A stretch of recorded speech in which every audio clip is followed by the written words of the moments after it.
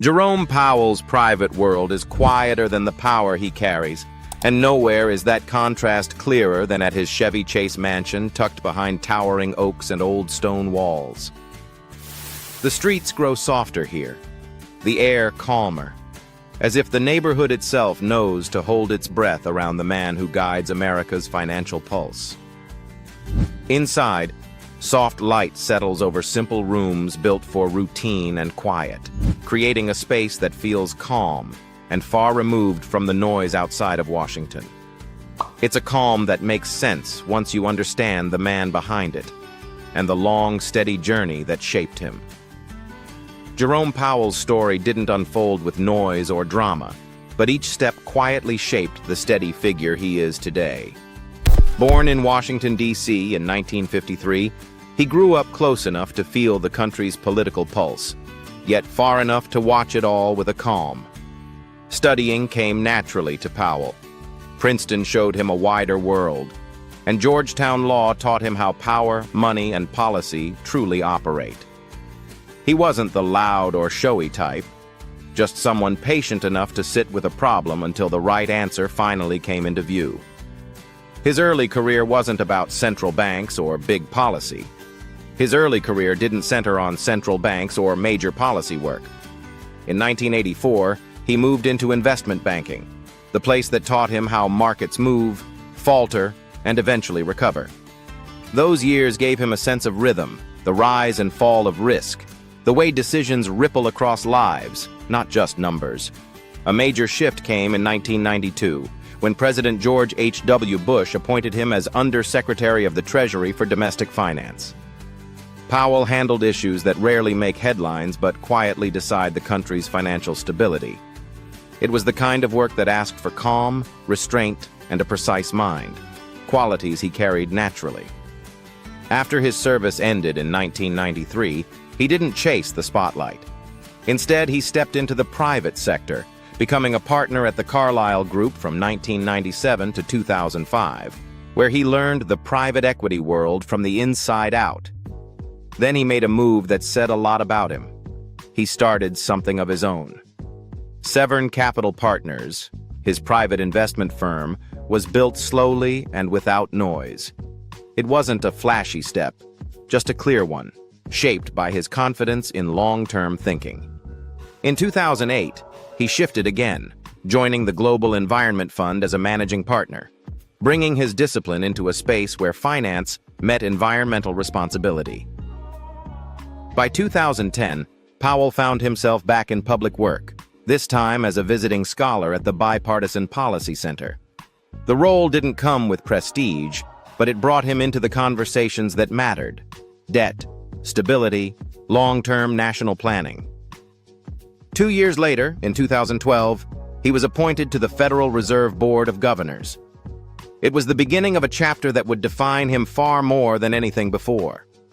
In February 2018, under President Donald Trump, Powell became the 16th chair of the Federal Reserve, the first in decades without a PhD in economics. Critics questioned him. Trump challenged him openly. But Powell stayed in the same steady lane he had always occupied.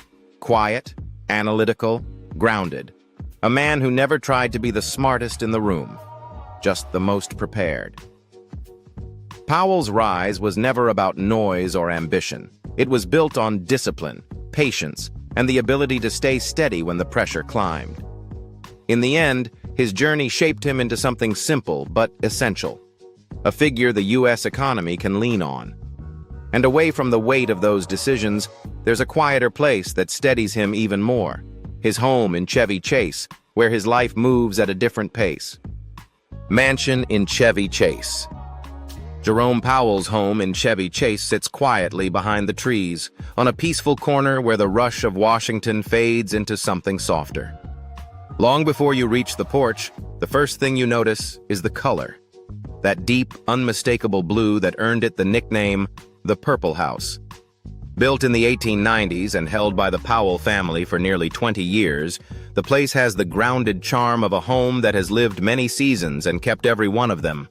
The property stretches across a generous lot, wrapped in mature greenery that moves gently in the wind. Brick paths weave through the front yard, meeting the wide porch where mornings begin slowly. Nothing here feels hurried. Nothing feels staged. It's the kind of house that settles you the moment you step onto the first step. Inside, the foyer opens with a quiet kind of confidence. French doors, high ceilings, and a staircase that curves upward like it has been welcoming generations. The wood floors carry a warm shine, softened by natural light gliding in from every angle. The house doesn't try to impress. It simply feels lived in, steady, and sure of itself. The formal living room anchors the main level, brightened by tall windows and a restored fireplace that pulls the whole space together. It's often where Powell and his wife, Alyssa, settle after long days. She with a book, he with notes in hand, the fire giving the room a quiet center. Across the hall, the dining room adds its own rhythm. Sunlight across the long table, another gentle fireplace, and the feeling of a room meant for the kind of dinners where the two of them sit lingering long after the plates are cleared. Deeper inside, the kitchen shifts the mood again. Spacious, practical, and shaped for real family routines. It's easy to imagine the two moving around the island on unhurried mornings, sharing coffee, talking about the day ahead. Warm wood cabinetry and windows that open toward the trees give the space a calm that feels lived in, the kind of calm that makes you want to stay a little longer. The home rises into 2 more floors, each shaped with the quiet charm only old houses carry. The primary suite sits on the 2nd level, with a balcony touched by morning light and a fireplace that gives the room an old-world steadiness. Additional bedrooms line the hallway, each one simple, bright, and tied to the calm that runs through the entire house. Up on the top floor, a wide recreation room opens beneath the roofline. A flexible space that has been everything over the years: playroom, reading room, gathering place. Even the lower level carries purpose. A multi-purpose room, storage corners, a laundry space, and a sauna sit quietly beneath the home, practical and unbothered. Every floor, every turn, every room has the feeling of a place shaped by long use rather than design trends. A home meant to hold life, not display it. Step outside again, and the property settles into its most peaceful rhythm. The pool rests along the back edge of the lot, framed by old trees. A patio offers shade and slow afternoons, and beyond it, a small garage and carport keep the setup simple. The whole place blends into the neighborhood's century-old calm, leafy sidewalks, quiet streets, and the easy balance of suburban peace and city access. In this home, Powell's world slows. The air feels softer, the pace eases, and the weight of his public responsibilities falls just a little lighter. It's the kind of space where decisions settle, where days stretch quietly, and where a man used to pressure finally finds steady ground.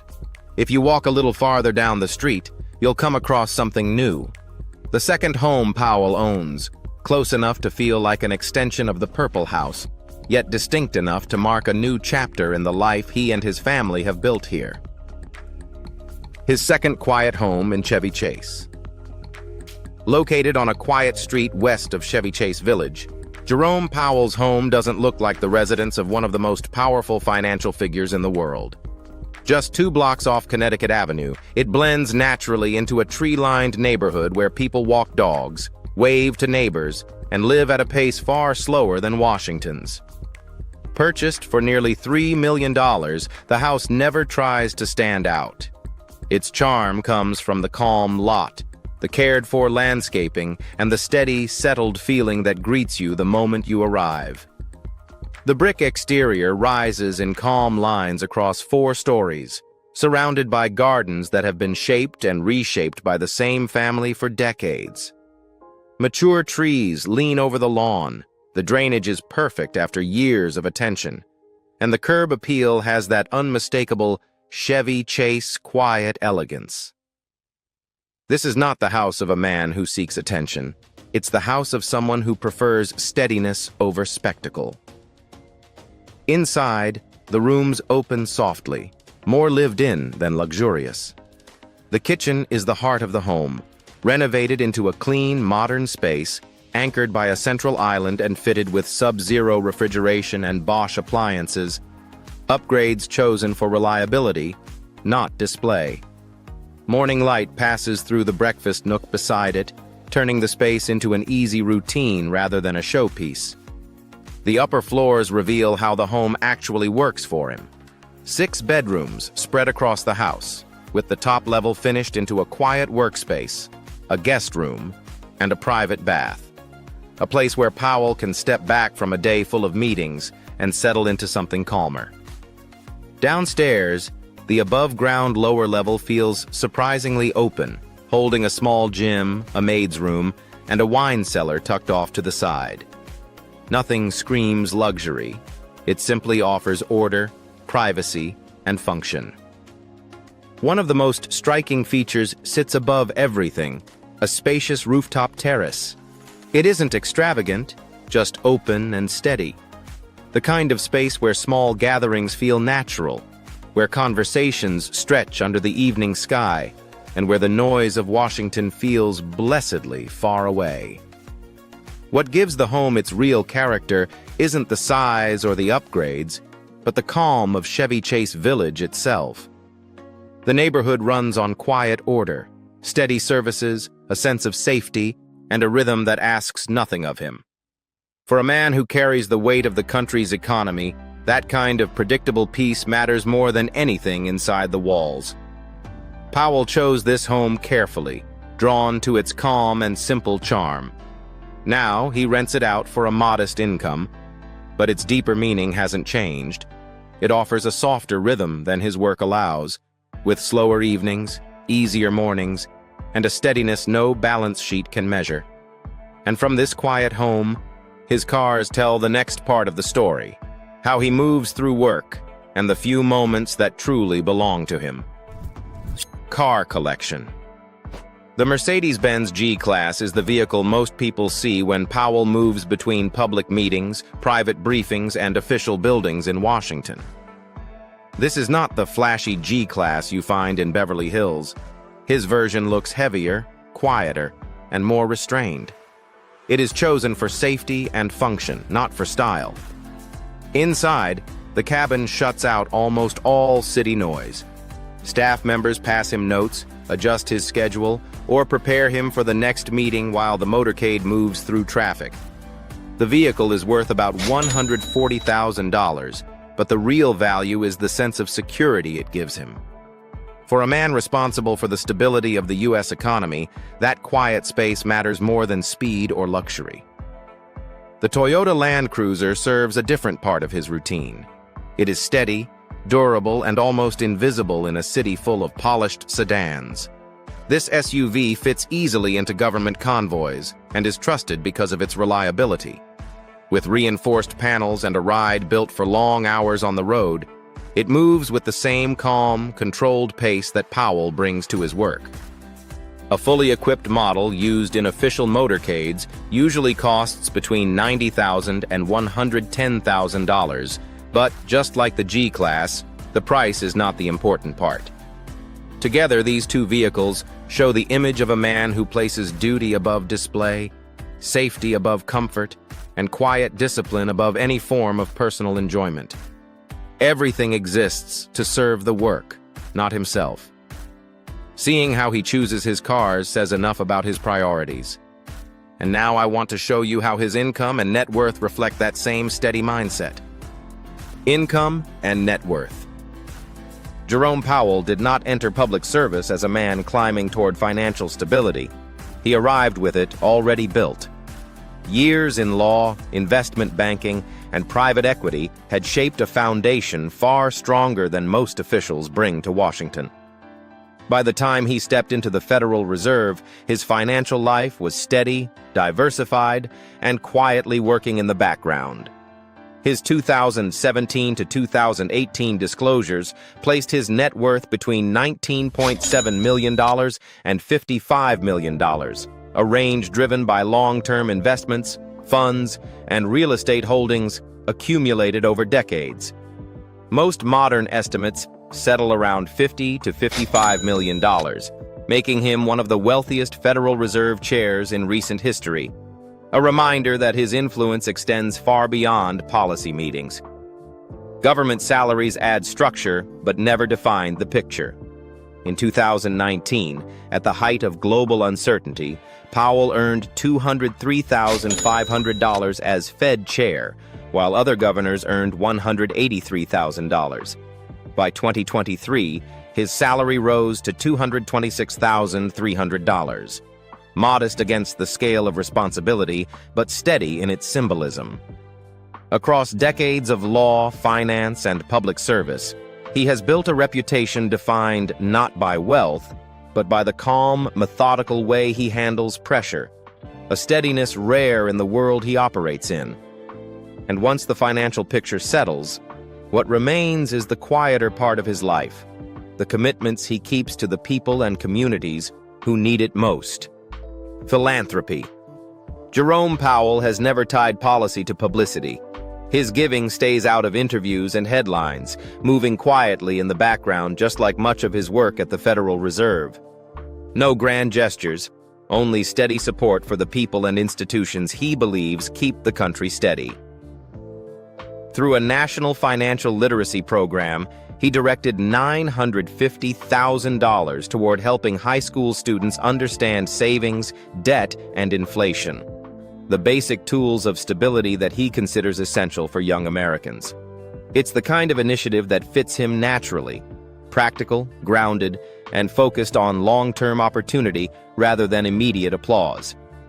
At Princeton, his alma mater, Powell contributed $800,000 to an independent research fund studying monetary policy and employment trends.